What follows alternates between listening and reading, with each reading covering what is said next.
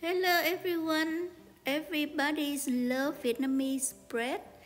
In this video I show you how to eat it with roast pork. Welcome to Saigon Cook Travel. I am Saigon Cook.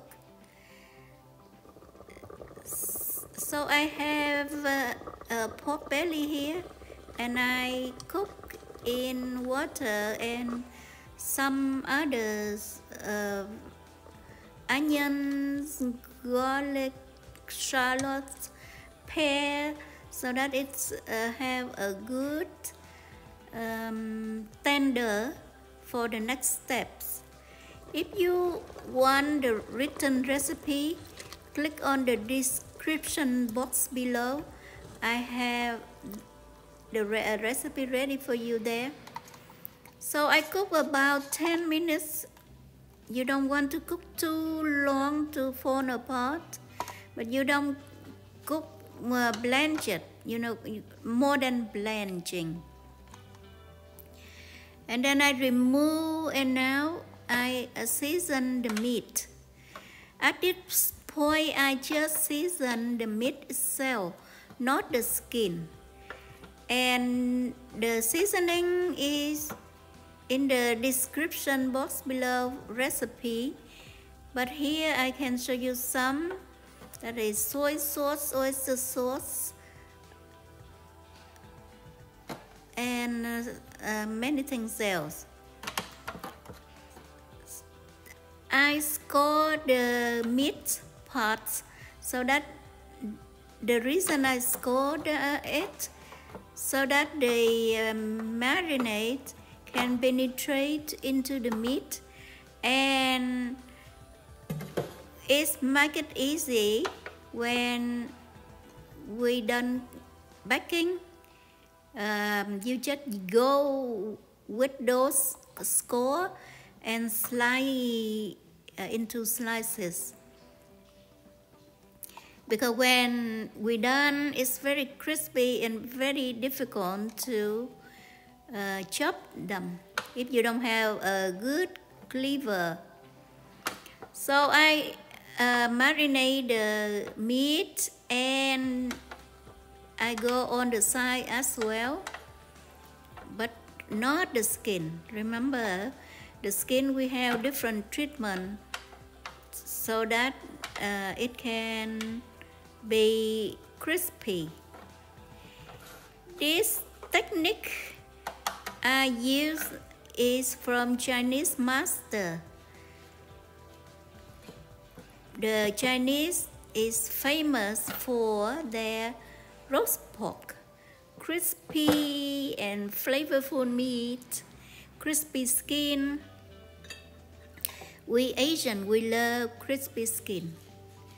Now I dried out the skin, and I use the vinegar and salt. I use kosher salt here to spread all over the skin, and I will keep like that and be put in the fridge overnight.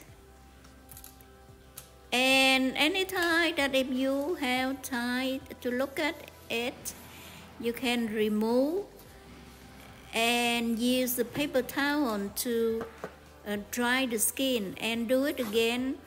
Put the vinegar and salt. You do a few times like that, your skin very dry out, and it's the key to make crispy skin. So this is the today. Yesterday I did that, and I put in the fridge. Today I took out of the fridge, and I used the skewers to poke through the skin. Remember that you poke it gently. You want the skin also only to be poked, not the meat or the fat underneath it. If you poke it too deep, when you roast it, the fat will run out and it makes the skin rubbery, chewy, and that's what you don't want. So when I finish poking, I go over with vinegar and salt again, and we will get ready to roast them. I use air fryer this time. Using air fryer is a very fast cook. I use 400 degrees Fahrenheit and I only roast for 15 minutes and it's done. You can see the skin, it's bubbly and crispy. And I show you the 2 pieces of the skin, the chicken skin that I fried earlier, and I tried to compare between the fried one and the baked one. Now my meat rests about 5-10 minutes, and I inverted it onto my board.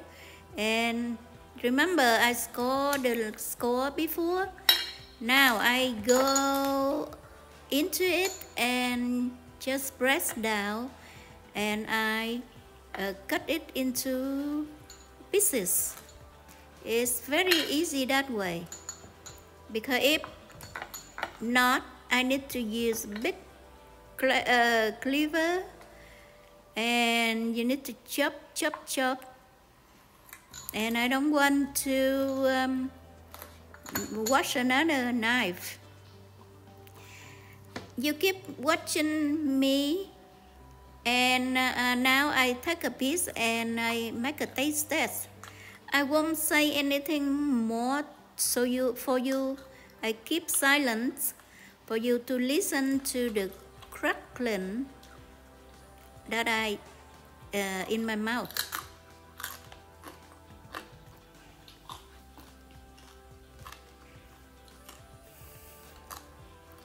It's so crispy,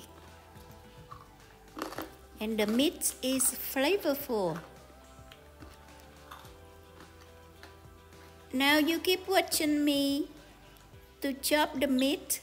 I'd like to take opportunity to say thank you for stopping by watching my video. If you are new to my channel, please like, share my video, and subscribe to my channel. That shows your support to me. Thank you. I have passion for food. I love baking, cooking, gardening, and home improvement. If I know anything, I share it with you here. So please come back and watch my video. It will be helpful, and I hope that you like them. Here you can see on the meat I already chopped. Now I chop smaller pieces to stuff my bánh mì, my Vietnamese baguette. If you want to know how to make Vietnamese baguette, I put the link in the description box below as well. When I posted the recipe, many people make it and they love it. So this is very, very successful recipe for the Vietnamese baguette. You try out. So I put the mayonnaise in my bread. Now pickles, Vietnamese coriander, cilantro, and tomato. That's it on the vegetables. That complements the bánh mì. And now I put in the meat. Good thing about that we make the roast pork at home. You can put as many as you like. When I was in Vietnam, whenever I want to eat this, and I went out to the bakery to buy it, I stood there watching they making my bánh mì, and I wish, oh, put more meat for me, more meat. But now, because you can make it at home, I can make it at home.